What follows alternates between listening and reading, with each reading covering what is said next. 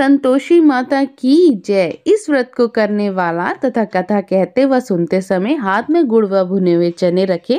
सुनने वाले संतोषी माता की जय, संतोषी माता की जय इस प्रकार जयकारा बोलते जाएं तथा कथा समाप्त होने पर गुड़ व चना गौ माता को खिला देवें। कलश पर रखा हुआ गुड़ चना सबको प्रसाद के रूप में बांट दे। कथा से पहले कलश को जल से भर ले, उसके ऊपर गुड़ और चने से भरा हुआ कटोरा रखें। कथा समाप्त होने पर आरती होने के बाद कलश के जल को घर में सब जगहों पर छिड़के और बचा हुआ जल तुलसी की क्यारी में डाल देवे। ₹1.25 का गुड़ चना लेकर माता का व्रत करे। 1.25 आने का गुड़ भी ले तो कोई आपत्ति नहीं है। घर में गुड़ हो तो ले लेवें, विचार ना करें, क्योंकि माता भावना की भूखी है। कम या ज्यादा का कोई विचार नहीं, इसीलिए जितना चाहे उतना अर्पण करे।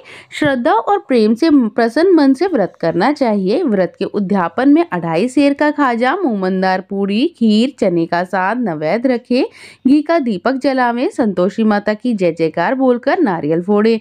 इस दिन घर में कोई खटाई ना खावे और ना ही आप खावें और ना ही किसी को खाने दे। इस दिन 8 लड़कों को भोजन करावें। देवर जेठ घर कुटुंब के लड़के मिलते हो तो दूसरों को नहीं बुलाना। कुटुंब में ना मिले तो ब्राह्मण और रिश्तेदार या पड़ोसियों के लड़कों को बुलावे। उन्हें खटाई की कोई वस्तु ना दे और ना ही भोजन में दक्षिणा देवे। नगद पैसा भी ना दे, कोई वस्तु दक्षिणा में दे। व्रत करने वाला कथा सुने, प्रसाद ले और एक समय भोजन करे। इस तरह माता अत्यंत खुश होंगी, दुख दरिद्रता दूर होकर आपकी हर मनोकामना पूरी होगी। तो आइए कथा को प्रारंभ करते हैं। संतोषी माता व्रत कथा। एक बुढ़िया थी, उसके 7 पुत्र थे। 6 कमाने वाले थे और एक पुत्र निकम्मा था। बुढ़िया माँ 6 पुत्रों की रसोई बनाती, भोजन कराती और पीछे से जो कुछ बचता सो 7वें को दे देती, परंतु वह बड़ा ही भोला भाला था, मन में कोई विचार ना करता था। एक दिन अपनी बहू से बोला, देखो मेरी माता का मुझ पर कितना प्यार है। वह बोली, क्यों नहीं, सबका झूठा और बचा हुआ तुमको खिलाती है। वो बोला, भला ऐसा भी कहीं हो सकता है? मैं जब तक आंखों से ना देख लूं मान नहीं सकता। बहू ने हंसकर कहा, तुम देख लोगे तब तो मानोगे। कुछ दिन बाद बड़ा त्योहार आया। घर में 7 प्रकार का भोजन, चूरमा के लड्डू बने। वह जांचने को सिर दर्द का बहाना कर पतला कपड़ा सिर पर ओढ़कर रसोई घर में ही सो गया। कपड़े में से सब कुछ देखता रहा। 6 भाई आए, भोजन करने लगे। उसने देखा कि माँ ने उनके लिए सुंदर सुंदर आसन बिछाए हैं, 7 प्रकार की रसोई परोसी है और वह आग्रह करके जमाती है। वह देखता रहा। 6 भाई भोजन करके उठ गए और माता ने उनकी झूठी थालियों में से लड्डुओं के टुकड़ों को उठाया। एक लड्डू बनाया, झूठन साफ कर बुढ़िया माँ ने पुकारा, उठो बेटा, 6 भाई अब भोजन कर गए, अब तू ही बाकी है, उठना कब खाएगा। वह कहने लगा, माँ मुझे भोजन नहीं करना, मैं परदेश जा रहा हूँ। माता ने कहा, जहाँ कल जाता हो वहाँ आज ही जा। वह बोला, हाँ हाँ आज ही जा रहा हूँ। यह कहकर वह घर से निकल गया। चलते समय बहू की याद आई। वह गौशाला में कंडे थाप रही थी। वहीं जाकर उससे बोला, हम जावें परदेश को, आवेंगे कुछ काल, तुम रहियो संतोष से अपना धर्म पाल। वह बोली, जाओ पिया, हमरी सोच हटाए, राम भरोसे हम रहे, ईश्वर तुम्हें सहाय। देव अपनी निशानी अपनी धरू में धीर, सुधी हमरी मत बिसरियो, रखियो मन गंभीर। वह बोला, मेरे पास तो कुछ भी नहीं है, यह अंगूठी है सो ले ले, अपनी कुछ निशानी भी मुझे दे दे। वह बोली, मेरे पास यह गोबर का भरा हाथ है। यह कहकर उसकी पीठ पर गोबर के हाथ की थाप मार दी। वह चल दिया और चलते चलते दूर देश में पहुंचा। वहां एक साहूकार की दुकान थी। वहां पर जाकर कहने लगा, भाई मुझे नौकरी पर रख लो। साहूकार को जरूरत थी। वह बोला, रह जा। लड़के ने पूछा, तनख्वाह क्या दोगे? साहूकार ने कहा, काम देखकर दाम मिलेंगे। साहूकार की नौकरी मिली। वह सवेरे 7 बजे से रात तक नौकरी बजाने लगा। कुछ ही दिनों में दुकान का सारा लेन देन, हिसाब किताब, ग्राहकों का माल बेचना और सारा काम करने लगा। साहूकार के 7-8 नौकर थे। वह सब चक्कर खाने लगे कि यह तो बहुत होशियार है। सेठ ने भी काम देखा तो 3 महीने में ही उसे आधे मुनाफे का साझीदार बना दिया। वह 12 वर्ष में ही नामी सेठ बन गया और मालिक का सारा कारोबार उस पर छोड़कर बाहर चला गया। अब बहू पर क्या बीती सो सुनो। सास ससुर उसे दुख देने लगे, सारी गृहस्थी का काम करवाकर उसे लकड़ी लेने जंगल भेजते। इस बीच घर की रोटियों के आटे में से जो भूसी निकलती उसकी रोटी बनाकर घर में रख दी जाती और फूटे नारियल के खोपरे में पानी। इस तरह दिन बीतते रहे। एक दिन वह लकड़ी लेने रास्ते में जा रही थी कि बहुत सी स्त्रियां संतोषी माता का व्रत करती दिखाई दी। वह वहां पर खड़ी हो कथा सुनकर बोली, बहनों, यह तुम किस देवता का व्रत करती हो और इसको करने से क्या फल मिलता है? इस व्रत को करने की क्या विधि है? यदि तुम अपने व्रत का विधान मुझे समझाकर कहोगी तो तुम्हारा बड़ा एहसान मानूंगी। तब उनमें से एक स्त्री बोली, सुनो, यह संतोषी माता का व्रत है। इसको करने से निर्धनता दरिद्रता का नाश होता है, लक्ष्मी आती है और मन की चिंताएं भी दूर होती हैं। घर में सुख होने से मन को प्रसन्नता और शांति मिलती है। निपुत्र को पुत्र मिलता है। प्रीतम बाहर गया हो तो वह जल्दी आवे। कंवारी कन्याओं को मनपसंद वर मिले। राजद्वारे में बहुत दिनों से मुकदमा चलता हो तो वो भी खत्म हो जावे। सब तरह की सुख शांति हो और घर में धन जमा हो, पैसा और जायदाद का लाभ हो, रोग दूर हो जावे और जो कुछ मन में कामना हो वह सब संतोषी माता की कृपा से पूरी हो जावे, इसमें संदेह नहीं। वह पूछने लगी, यह भी बताओ कि यह व्रत कैसे किया जावे तो आपकी बड़ी ही कृपा। स्त्री कहने लगी, 1.25 रुपए का गुड़ चना लेना, इच्छा हो तो 5.25 रुपए का लेना या 11.25 रुपए का सहूलियत अनुसार लेना। बिना परेशानी, श्रद्धा और प्रेम से जितना बन सके उतना सवाया लेना। 1.25 रुपए से लेकर 5.25 रुपए तक या उससे ज्यादा शक्ति या भक्ति अनुसार लेना। हर शुक्रवार को एक समय निराहार रह कथा कहना व सुनना। इसके बीच में क्रम टूटे नहीं, लगातार नियम का पालन करना। सुनने वाला कोई ना मिले तो घी का दीपक जलाकर उसके आगे जल का पात्र रख कथा कहना, परंतु नियम ना टूटे। जब तक कार्य सिद्ध न हो नियम पालन करना। कार्य सिद्ध हो जाने पर ही व्रत का उद्यापन करना। 30 माह में माता पूरा फल करती है। यदि किसी के ग्रह खोटे हो तब भी माता 1 वर्ष में अवश्य ही कार्य को सिद्ध करती है। कार्य सिद्ध होने पर ही उद्यापन करना, बीच में नहीं। उद्यापन में 2.5 सेर आटे का खाजा, इसी परिमाण में खीर तथा चने का साग करना। 8 लड़कों को भोजन कराना, जहाँ तक मिले देवर जेठ भाई बंधु कुटुंब के लड़के लेना, ना मिले तो रिश्तेदार और पड़ोसियों के लड़कों को बुलाना, उन्हें भोजन कराना, यथाशक्ति दक्षिणा दे, माता का नियम पूरा करना। उस दिन घर में कोई खटाई ना खावे। यह सुनकर बुढ़िया के लड़की की बहू चल दी। रास्ते में लकड़ी के बोझ को बेच दिया और उन पैसों में से गुड़ चना ले माता के व्रत की तैयारी कर आगे चली। सामने मंदिर देख पूछने लगी, यह मंदिर किसका है? सब कहने लगे, यह संतोषी माता का मंदिर है। यह सुन माता के मंदिर में जा माता के चरणों में लौटने लगी। दीन होकर विनती करने लगी, माँ, मैं निपट मूर्ख हूँ, व्रत के कुछ भी नियम नहीं जानती। मैं बहुत दुखी हूँ। हे माँ जननी, मेरा दुख दूर कर। मैं तेरी शरण में हूँ। माता को दया आई। एक शुक्रवार बीता और दूसरे शुक्रवार को ही उसके पति का पत्र आया। तीसरे को उसका भेजा हुआ पैसा भी आ पहुंचा। यह देख जेठानियां मुंह सुकेड़ने लगी, इससे इतने दिनों में पैसा आया, इसमें क्या बड़ाई है?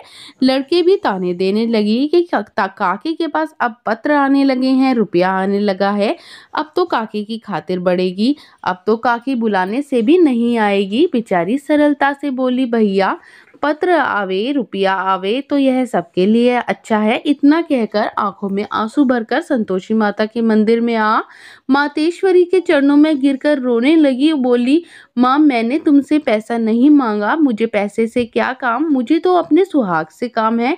मैं तो अपने स्वामी के दर्शन और सेवा मांगती हूँ।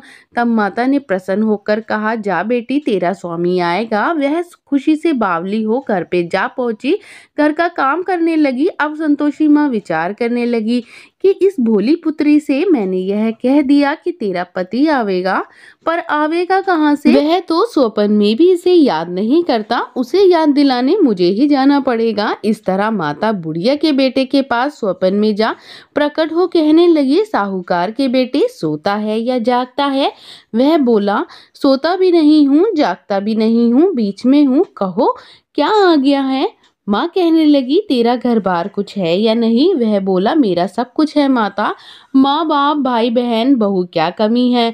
माँ बोली, भोले पुत्र तेरी स्त्री घोर कष्ट उठा रही है, माँ बाप उसे दुख दे रहे हैं, वह तेरे लिए तरस रही है, तू उसकी सुधि ले।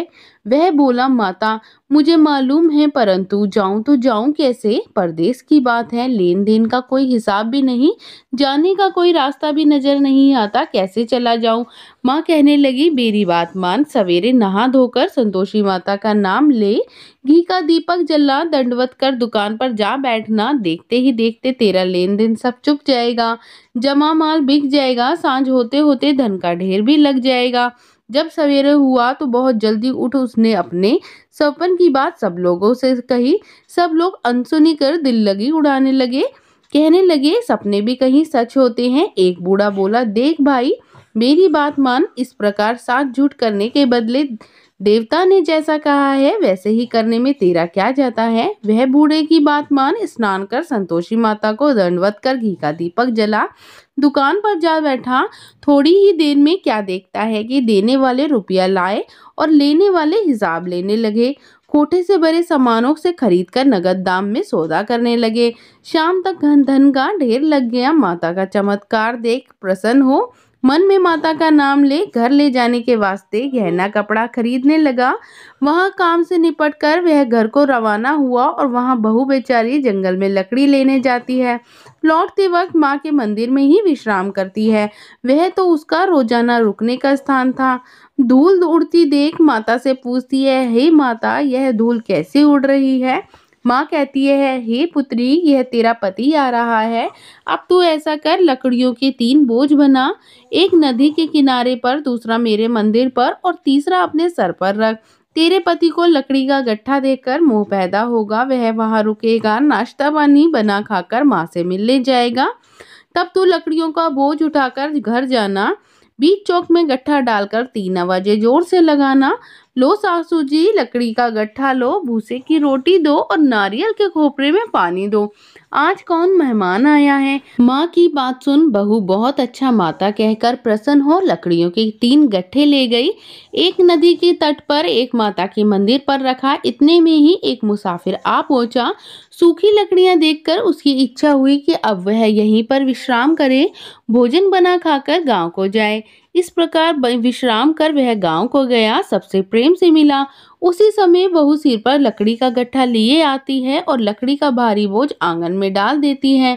जोर से 3 आवाजें लगाती है, लो सासू जी लकड़ी का गट्ठा लो, भूसे की रोटी दो और नारियल के खोपरे में पानी दो, आज कौन मेहमान आया है। यह सुनकर सास बाहर आ अपने दिए हुए कष्टों को भुलाते हुए कहती है, बहू ऐसा क्यों कहती है, तेरा मालिक ही तो आया है, आ बैठ मीठा भात खा, भोजन कर, कपड़े गहने पहन। इतने में ही आवाज सुन उसका स्वामी बाहर आता है।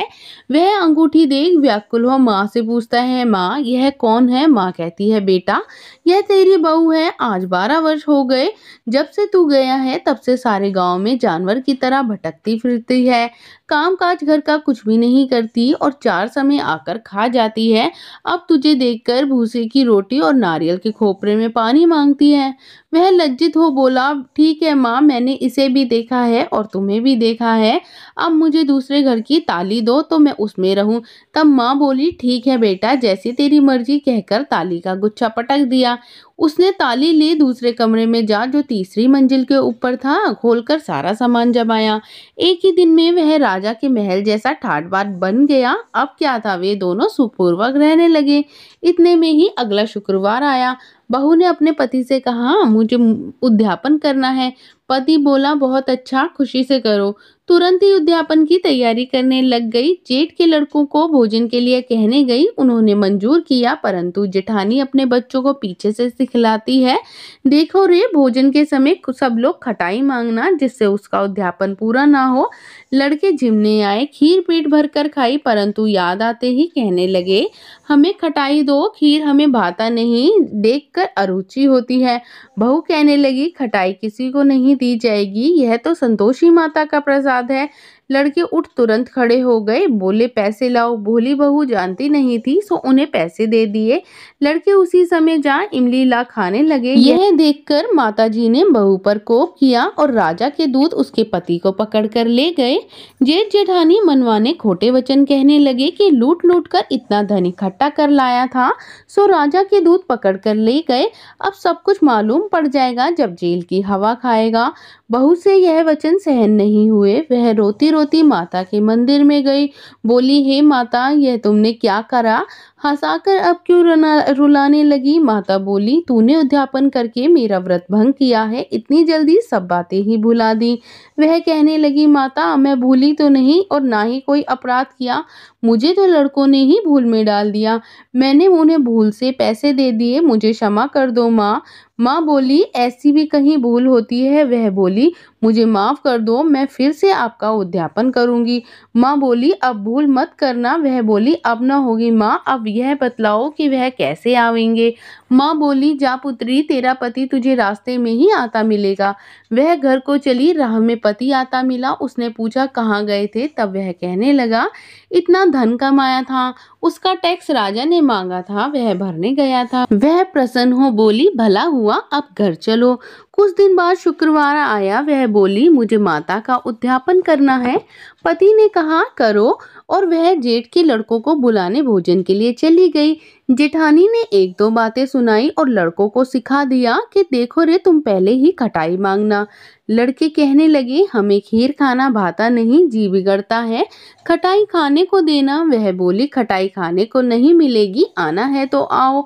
और वह ब्राह्मणों की लड़कों को ला भोजन कराने लगी। यथाशक्ति दक्षिणा की जगह उन्हें एक एक फल दिया और इससे संतोषी माँ प्रसन्न हुई। माता की कृपा से 9वें मास में उसको चंद्रमा के समान सुंदर पुत्र भी प्राप्त हुआ। पुत्र को लेकर वह प्रतिदिन माता जी के मंदिर में जाने लगी। माँ ने सोचा, यह रोज आती है, क्यों ना आज मैं ही इसके घर चलूं, इसका आसरा देखूं तो सही। यह विचार कर माता ने भयानक रूप बनाया। गुड़ और चने से सना हुआ मुख, ऊपर सूंड के समान होठ और उस पर मक्खियां भिनभिना रही थी। दहलीज पर पांव रखते ही उसकी सास चिल्लाई, देखो री, कौन चुड़ैल और डाकिन चली आ रही है, लड़के इसे भगाओ, नहीं तो यह किसी को खा जाएगी। लड़के डरने लगे, चिल्लाकर खिड़की भी बंद करने लगे। बहू रोशनदान में से सब कुछ देख रही थी। वह प्रसन्नता से पगली होकर चिल्लाने लगी, आज मेरी माताजी मेरे घर आई हैं। यह कहकर बच्चे को दूध पिलाने से हाथ हटाती हैं। इतने में ही सास का क्रोध फूट पड़ा। बोली, देखो रण, किसे देखकर कैसी उतावली हुई है, बच्चे को पटक दिया।